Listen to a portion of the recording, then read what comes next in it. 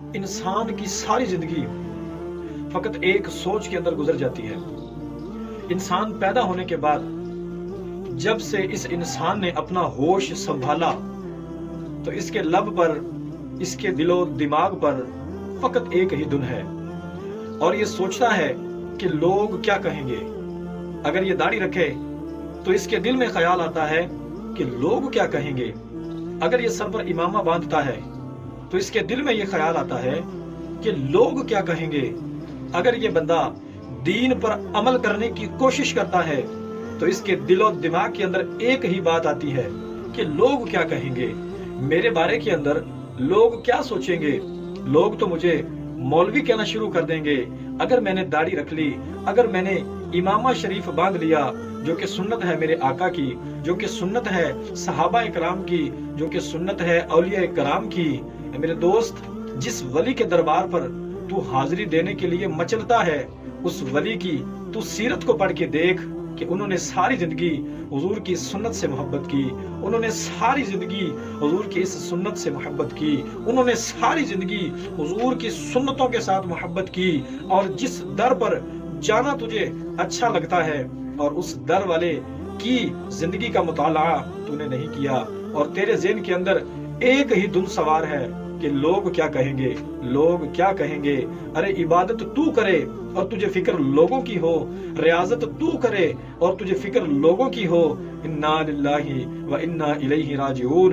جب کوئی بندہ اپنے رب کی عبادت خاص اس کی توجہ حاصل کرنے کے لیے، خاص اس کی رحمت حاصل کرنے کے لیے، خاص اس کا کرم حاصل کرنے کے لیے کرتا ہے، پھر اللہ پاک لوگوں کے دلوں کے اندر اس بندے کے لیے محبت ڈال دیتا ہے۔ جن لوگوں کا اس کو ڈر ہوتا ہے کہ لوگ کیا کہیں گے، انہی لوگوں کے بارے میں اللہ پاک اس بندے کی محبت ڈال دیتا ہے، اور جس کے دل و دماغ کے اندر ایک ہی دھن ہو کہ لوگ کیا کہیں گے، پھر وہ جتنا مرضی کر لے، جو مرضی کر لے، جب تک وہ بندہ اپنے رب کو راضی نہیں کرے گا تب تک وہ لوگوں کے دلوں میں جگہ نہیں بنا سکتا۔ کیوں کہ دلوں کو پھیرنے والی جو ذات ہے وہ اللہ رب العزت کی ذات ہے، دلوں کو سکون اطمینان دینے والی جو ذات ہے وہ اللہ کی ذات ہے۔ ارے بھائی، لوگوں کی فکر کرنا چھوڑ، اپنے رب کی فکر کر۔ تیرا رب تجھے کیا حکم دیتا ہے، تیرے رب کے محبوب نے تجھے کیا حکم دیا ہے، تیرے رب کے محبوب کی تعلیمات کیا ہیں، ان پر عمل کرنے کی کوشش کر۔ دنیا والوں کو چھوڑ دے، دنیا والوں کو ان کے حال پر چھوڑ دے۔ لوگ کیا کہیں گے، لوگ جو بھی کہتے ہیں ان کو کہنے دے۔ تو اس کو مان جو رحمان نے کہا ہے، تو اس کو مان جو اللہ کی محبوب نے کہا ہے۔ لوگ زیادہ سے زیادہ کیا کہیں گے، زیادہ سے زیادہ کیا کریں گے، فقط یہی کہیں گے۔ جب یہ بندہ ساری زندگی ان کی پرواہ کرنے والا جب اس دنیا سے جائے گا نا، تو لوگ پتہ کیا کہیں گے، لوگ صرف ایک ہی جملہ کہیں گے، فقط ایک ہی آیت کو اپنی زبان پر لے کر آئیں گے، اور وہ کیا ہے، انا للہ و انا الیہ راجعون۔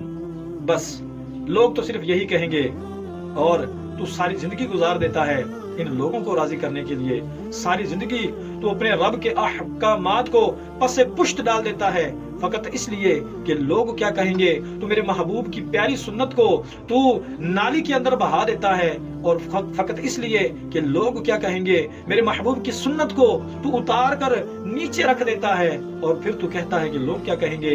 میرے نبی صلی اللہ علیہ وآلہ وسلم نے ارشاد فرمایا کہ جس نے اپنا امامہ اتار دیا، جس نے اپنی دستار کو اتار دیا، گویا ایسے ہی ہے کہ جیسے اس بندے نے اپنا حلم، اپنی برتری اور اپنی عزت کو نیچے اتار دیا ہو۔